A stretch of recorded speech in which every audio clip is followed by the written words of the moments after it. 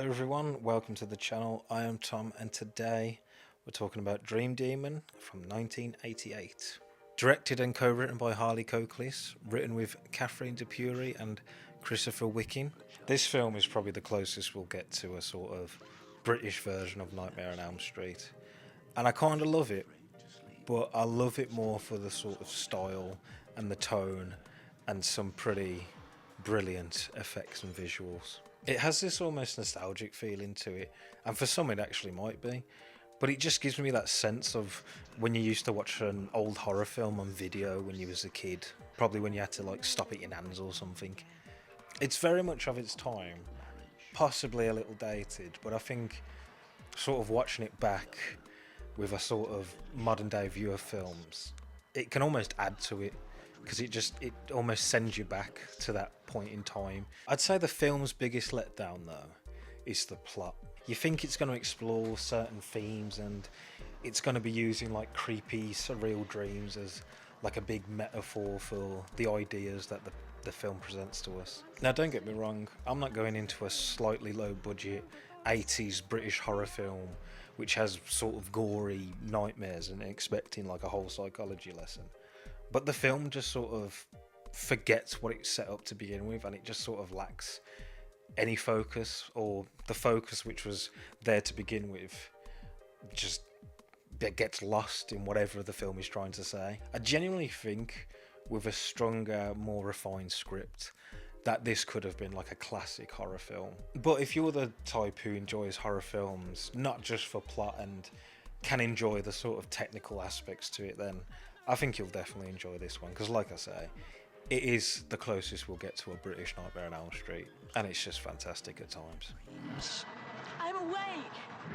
Dream Demon. Party's only just beginning. So let's get the bad stuff out of the way first so we can get to the good shit. The film follows Diana, played by Gemma Redgrave, which you nerds will know from Doctor Who, as she plays Catherine Lethbridge Stewart. You know, she's been doing that for 13 years now. Fucking mad, innit? So anyway, Diana moves into a new home where she starts having nightmares about a forthcoming wedding to some wank named Oliver. So because he's meant to be some kind of big shot, Diana is also stalked by two grubby press reporters, and kind of thinking about it, it is a bit on the nose to like have your main character called Diana, who's meant to be marrying into sort of a wealthy family, and she's stalked by the press. You know, it's a bit on the nose, isn't it? The two grubby reporters are played by Jimmy Nail and the excellent Timothy Spall, who always plays a grubby bastard so well. His what? His wanger, his dong, his schlong, his plonker, his mutton cutlets, his pork saw, his beef bayonet. Now with this setup so far, you're kind of thinking like, is this going to be some kind of like character piece where, you know, we follow this woman and her sort of fears and anxieties about taking the next step in a relationship are sort of manifested as nightmares, and you know the film will get into that and explore that sort of idea. And like I say, I wasn't going into this film expecting it to be like Don't Look Now or anything, but that's where the film feels like it's going, and that's kind of where you want it to go. You want it to explore them themes while also being kind of surreal and gory and weird. But then the film introduces the worst part, which is the character of Jenny, who's played by Catherine Wilholt, which you art hoes will know as Lucy's sister from Twin Peaks. Her addition to the story just feels so tacked on and unnecessary. It's almost like they wanted an American actor to be in there so they could maybe make it more accessible for American audience or something, or tie it into America. I don't know, I'm just speculating. But she really does stand out when the rest of the film is quite British. And her story is that she's come from LA to the United Kingdom because she finds out that her parents aren't really her parents, and she was actually born in the UK, and it turns out, coincidentally, that the only thing she knows is that her family used to live in the house which Diana is living in now, and they become friends and all that. And it's just like, you know, it is stretching it a bit. You could have had a nice, well, I say nice, you could have had a film about sort of what I've mentioned, relationships and that, but then you had this weird other storyline about a person who can't remember their childhood and they just happen to live in the same house as our main character.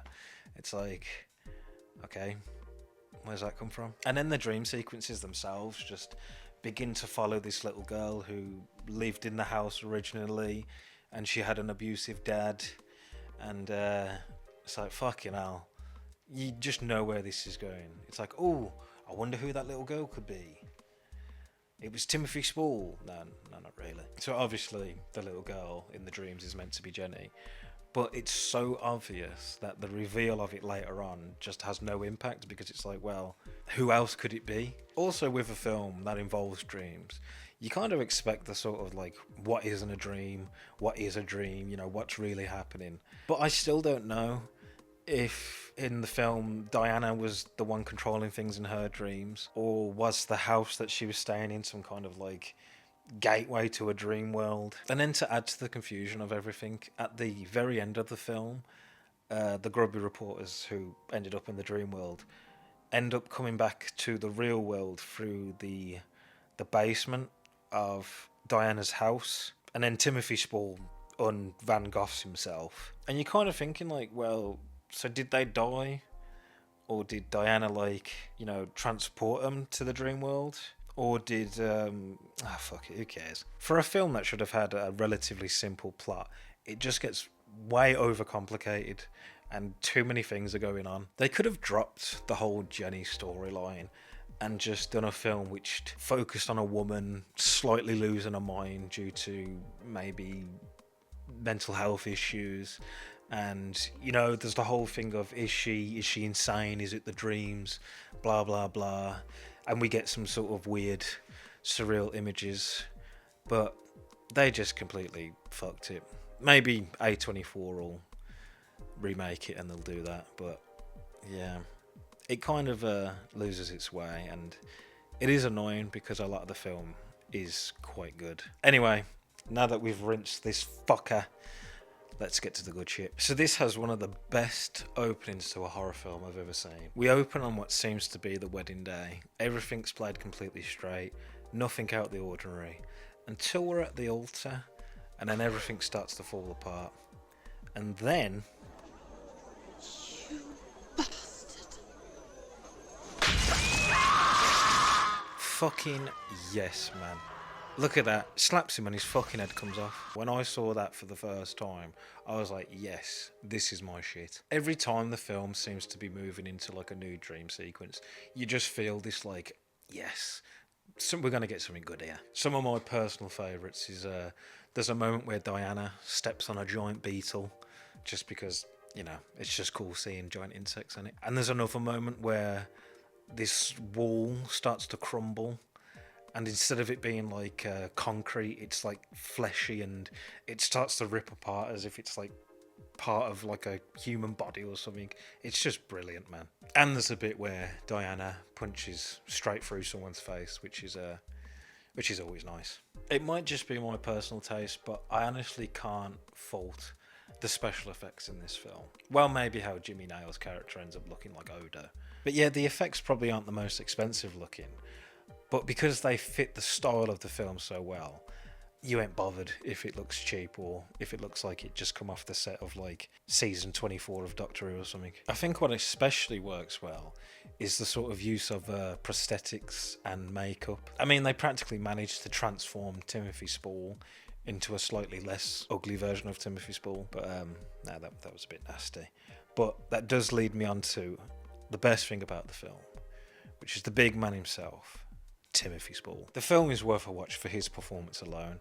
I just love every scene he's in, and he just seems 100% committed to the film. He sort of becomes the main baddie for a while and just pops up every now and then in the dream world just to cause misery for our characters. He's completely believable as an evil bastard. There's a moment early on when Diana's hanging off the side of this massive cavern or whatever, and he's just taking pictures, taunting her. It's just unsettling to watch, and the way he's just being a complete grubby bastard just makes you hate him. But in that sort of enjoyable hatred where you kind of want to punch him, but you also kind of want to see what he does next. Throughout the film as well, he just has this horrible transformation where he just becomes more hideous. It's almost like his skin starts to begin to like rot away, and he's got all blisters and pimples and boils all over his face, and he kind of looks like the Baron from Dune 84, but with an even worse skin condition. And this all accumulates into a scene where he's just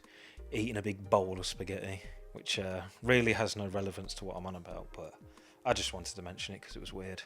I'd honestly put Timothy Spall up there with like the horror greats like Freddy or Pinhead or whatever horror icons there are, because he's just that good. I mean, I could sound like I'm overselling it, but to me, I just thought he was fantastic in this film, and I would have loved to see him do something like this again. I know he's done sort of darker characters at times, but I just love to see him go completely like Freddy Krueger nuts and give us something really disgusting and great. All in all, the film is pretty excellent, and despite the sort of messy plot, it's never boring or dull, so it's entertaining throughout, I suppose. I'd happily rewatch this again at some point, because it's just a memorable film with brilliant effects, brilliant performances, and it's just generally a fun film to watch. It's something to chill with if you ever just want to chill with something a bit spooky. So yeah, Dream Demon, go watch it, or don't. I'm not your mum. Thank you for watching. Hope you enjoyed it. I'll have some more videos coming soon, and take care of yourself.